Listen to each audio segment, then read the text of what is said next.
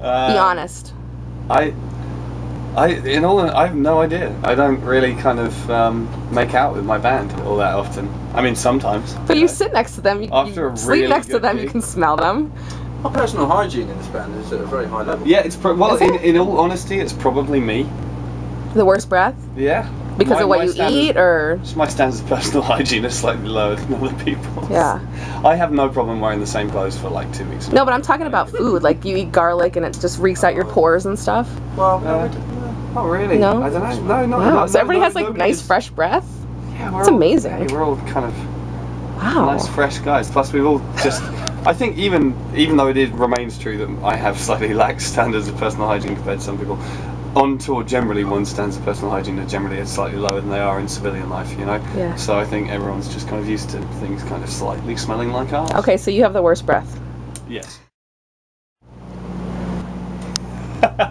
And I'll agree with you as well. I was going to say Benjamin Lloyd, because and not least because it's more of a rarity with Ben. He's not the smiliest person in the world. And so when you get a genuine, unforced smile out of Ben, it's a really delightful It's like a breath of fresh air. Like when the sun's not out and he smiles, like the whole day just... It's like a sunny day in England. It's rare but to be enjoyed. Yeah. I think probably Nigel. Yeah. I mean, I think we're all reasonably well brought up young men. No, I want you to pick the best. Like, I think Nigel. Who deserves the award? I think Nigel deserves the award. Okay. Okay, so the band's cool. You get along with the band. Yeah. Ben Lloyd's smile. Oh, let's see here. Okay, there he is. Oh, that's nice. He's got a good smile, see? Yeah. Nice teeth. Yeah. Okay. I believe you. Well, I mean, I think again, it's been part of a continuum, really.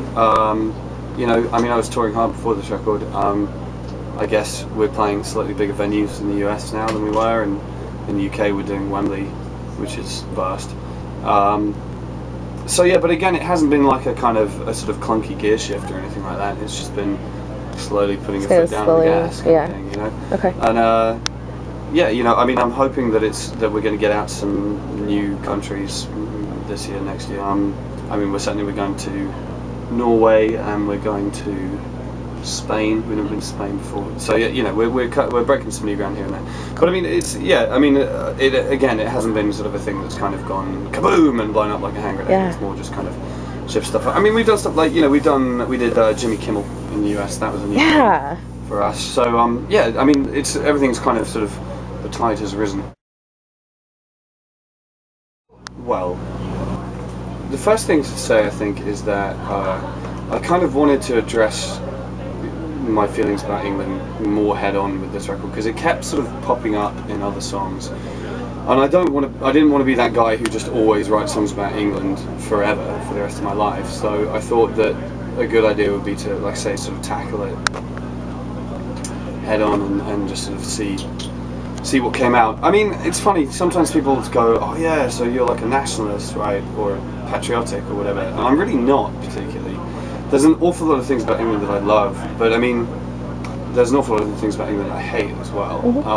And I mean, I guess on the record I've kind of picked those things that I like for the most part. It's not a negative record particularly, but I mean, certainly there's a line in Peggy Sang the Blues, doesn't matter where you come from, that's where you go, which is, I hate the English class system and obsession with class in England, and it's just appalling the way that it's still totally legitimate to completely judge somebody on what their parents do for a day, and do it instantly, and nobody considers that to be weird or off or anything. And I just think that's awful. And one of the things I love about American culture is that there's so much less of that. It doesn't matter any of that kind of thing. What matters is what a person chooses to do with their life, you know, which is all that really should matter.